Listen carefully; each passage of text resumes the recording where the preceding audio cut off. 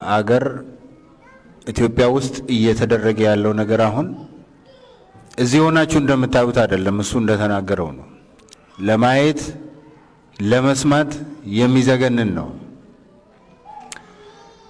እዛ ሀገር እየተደረገ ያለውን ጭካኔ መቼውም ሰምተን አናውቅም። በሌላ ሀገር ሆኖም አናውቅም። ይሄ የሚሆነው ለምንድን ነው መሰላችሁ? በአብዛኛው እዚህ ሀገር ኖረው በሰለጠነ ሀገር ውስጥ እየኖሩ ልጆቻቸው በሰላም እየኖሩና ልጆቻቸውን እያስተማሩ በሰላም ወጥተው እየገቡ ነገር ግን ሌላው ህዝብ እዛ ያለው ድሃ ህዝብ እንዲባላ የሚያደርጉ ሚዲያዎች አሉ። እናንተ ወንድሞቼ እስቲ እንደው ከዛሬ ጀምሮ እንኳን ልብ ብላችሁ ተከታተሉ። አንድ ሚዲያ አለ እዚህ ሀገር ውስጥ ከተመሰረተበት ዕለት ጀምሮ ከኦሮሞ ውጪ አንድም ቀን ሌላ አጀንዳ ኖሮት የማያውቅ ሚዲያ አለ። የሚጠቀሟቸውን ቃላት ብታዩ ብታዳምጡ ሰው መሆናቸውን ትጠላላችሁ። እንደውም የዛ ቋንቋ ተናጋሪ ህዝብ በጣም ጥሩ ህዝብ ሆኖ ነው እንጂ ሌላውን ህዝብ በየሄደበት እየነከሰ በየሄደበት እየተላተመ እየተጣላ እንዲኖር የሚያደርግ ነው። የመጨረሻ የጭካኔ የመጨረሻ ዘግናኝ የሆኑ ቃላትን ነው የሚጠቀሙት። ሰው ሞተ እንኳን አይሎ ታረደ እንዲሆነ ሰው ከአፉ ለሚወጣው ነገር ኃላፊነት ባለበት ሁኔታ ነው። በተለይ ፖለቲከኛና ሚዲያ ላይ ያለ የሚሰራ ሰው እስቲ እንደገና ዞር ብላችሁ ያሳለፍናቸውን ጊዜያት ተመልከቱ።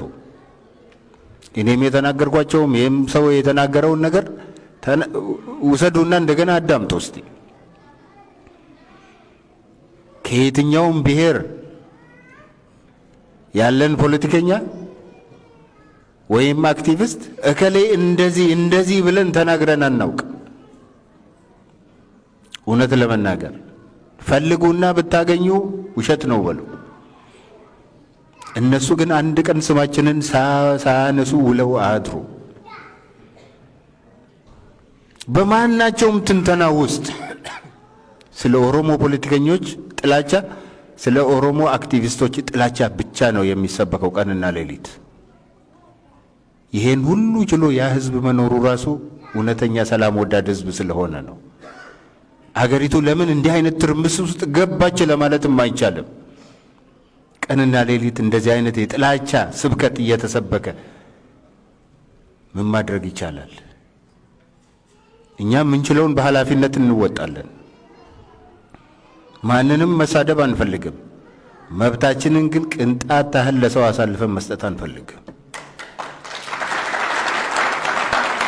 መብታችንን ስናስከብር ደግሞ የሌላውንም ህዝብ መብት አንዲት ቅንጣት እንዲሸረፍ አንፈልግም። የጎረቤትን ሰላም አውቆ በሰላም መተኛት አይቻልም። ይሄንን በደንብ እናውቃለን። እኛ በሌላው ህዝብ መብት ኪሳራ የራሳችንን መብት የምናስከብር ሰዎች አይደለንም። ምክንያቱም እዚህ ያለ ኢፍትሐዊነት የትም ቦታ ላለ ፍትህ ጠንቅ መሆኑን ከነ ማርቲን ሉተር ኪንግ ንግግሮች የተማርንና የምንተገብር ሰዎች ነን። ሰው ምንም ነገር ይበል ክፉም በክፋቱ ይቀጥል። እኛ የሰውን ቃላት አንዲት ቃል ብቻ አውጥተን እከሌ እንዲህ አለ ብለን መንዝረን አንናገርም። እውነት ነው። ይሄ እንደዚህ አይነት ታሪክ የለንም። አንዲት ቃል መንዝረን ከዛ አውጥተን ቀኑን ሙሉ ትንተና ስንሰጥና ጥላቻ ስንዘራ አንውልም። የተናገረበትን አውድ ወይንም ኮንቴክስት እንረዳለን። እንዲህ ማለቱ ሊሆን ይችላል። ሰው ነው። ሰው ማይክሮፎን በሚይዝበት ጊዜ ብዙ ነገር ይሳሳታል። ይሄን ታውቃላችሁ። በየዕለቱ በምንነጋገራቸው ንግግሮች ውስጥ ስንት ስህተት ስንሰራ እንውላለን። ከአውድ ውጭ ሲወሰድ ይውላል። እነሱ የሚያደርጉት ይሄንን ነው። እኛ ግን በመልካም ነው ማየት የምንፈልገው።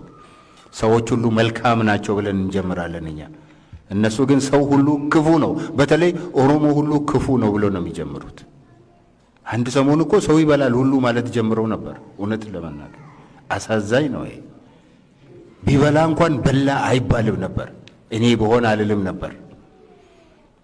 እንደኔ ያለ ፍጡር ሰውን እንዲህ ያረጋል ብዬ መናገር አልችልም ነበር። ይሄ የኛ ባህል አይደለም፣ የኛ ቫልዩ አይደለም ይሄ።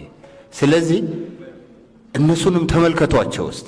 ማን ነው ሀገር እያባላ ያለው ማን ነው የሚለውን ነገር በደንብ ተመልከቱልን ባካችሁ። አንድ እጅ አያጨበጭብም፣ አንድ እጅ አያጨበጭብም። አንድ ህዝብ ብቻ ሰላም ፈላጊ ሆኖ ምንም ማድረግ አይችልም። ሰላም ከሁሉም ጋር መምጣት አለበት። እኛ ለሰላም እጃችን ሁልጊዜ ዝግጁ ነው። መሃል መንገድ ሄደን ከማንም ጋር ከማንም ጋር መነጋገር፣ ከማንም ጋር አብረው መኖር እንፈልጋለን። የማንንም ሰላም መንሳት አንፈልግም። ስለዚህ ይህንን እንድትረዱልን እንፈልጋለን።